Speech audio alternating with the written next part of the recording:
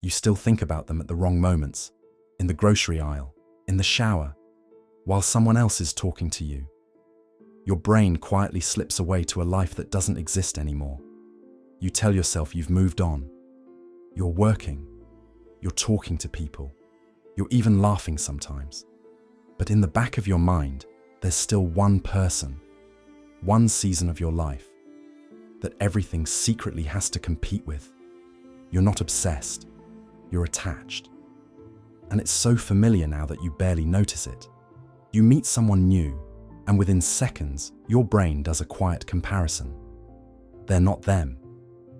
You go somewhere new, and there's a split-second thought. It doesn't feel like that summer. This isn't just nostalgia. Psychologists call this specific state limerence. This video is about that, about what's really happening when you're emotionally tied to one person or one time in your life so strongly that nothing new ever feels as meaningful or as exciting. Not in theory. In the tiny, invisible ways, it shapes what you feel, what you choose, and what you quietly turn away from. So for the next few minutes, I want you to just notice. Notice where your mind goes as you listen and who it keeps circling back to, because this isn't just missing someone. It's a whole pattern your mind built to protect you that now might be quietly trapping you. Let's start with something simple. At some point in your life, you felt more alive around a certain person or in a certain chapter than you ever had before. Maybe it was a crush that never really became anything. Maybe it was a messy, intense situationship that made no sense on paper. Maybe it was a period of your life, a city, a school, a friend group, where everything felt bright, sharp, and full of possibility. Around them, or in that time, you weren't just happy. You felt seen in a way you didn't know was possible. You felt chosen, important. Finally, right. Your mind noticed that, and it quietly went, "Oh, this is what being alive feels like. This is where we belong." Here's the thing. Your mind loves patterns that create strong feelings. It doesn't really care if those patterns are healthy, sustainable, or logical.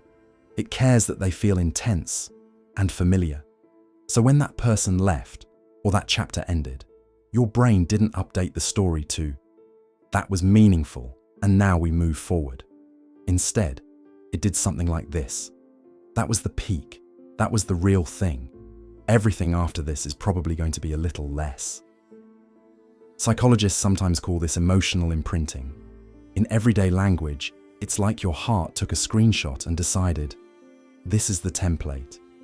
This is how love, or aliveness, is supposed to feel. So now, years later, you're not just missing a person. You're missing that emotional template. You're missing the version of you that existed in that world with them.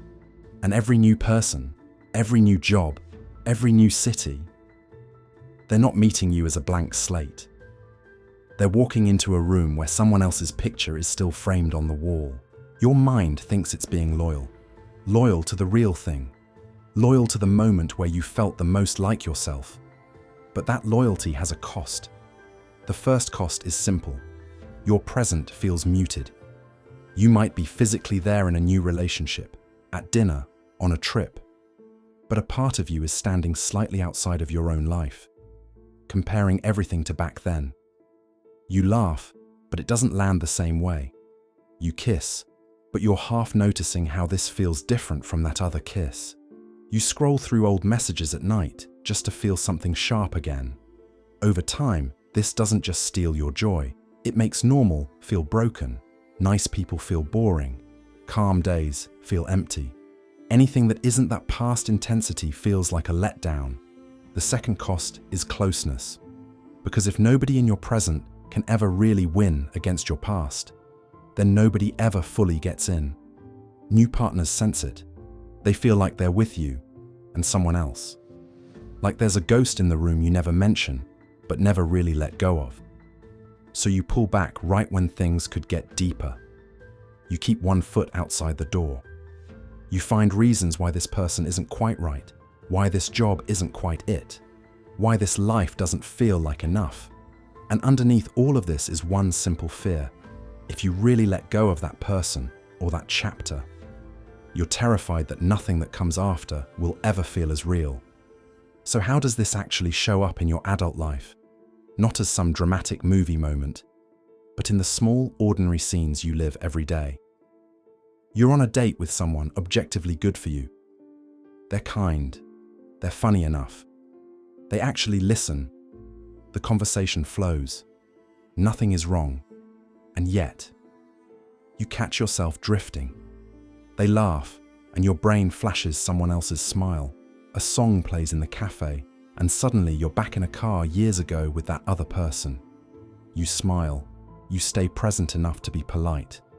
But on the way home, all you can think is, it just didn't hit the same. What you don't say out loud is, because I wasn't really all here. You get a message from someone new. They ask a warm, curious question.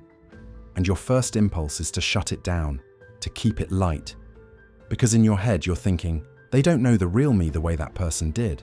So you reply with a joke, or a short answer. You keep things on the surface. And later, you tell yourself, we just didn't click. You're offered an opportunity, a trip, a move, a new project. On paper, it's good. But instead of imagining what it could become, your mind compares it to somewhere you've already been.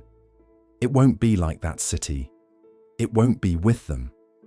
And something inside you deflates before you even start. So you stay.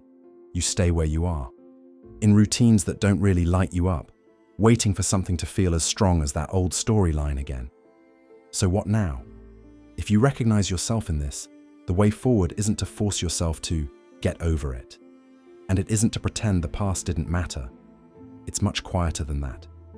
Think of it as 3 small steps. Notice, interrupt, replace. First, notice. The next time your mind drifts back to that person or that chapter, don't judge it, just name it. I'm comparing again.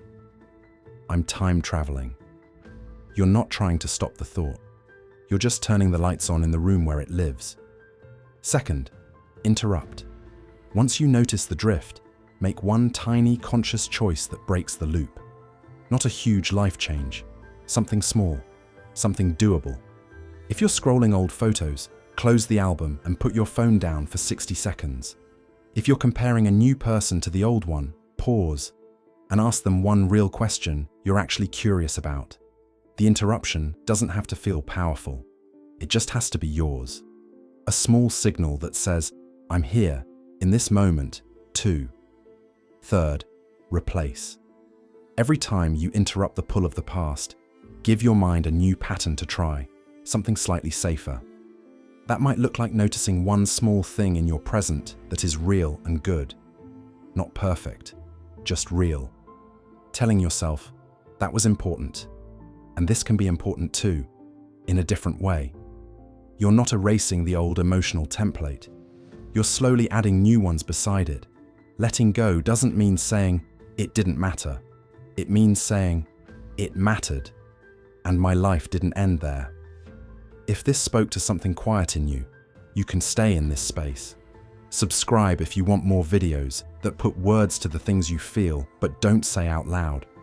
And maybe share this with someone who's still half living in their past too.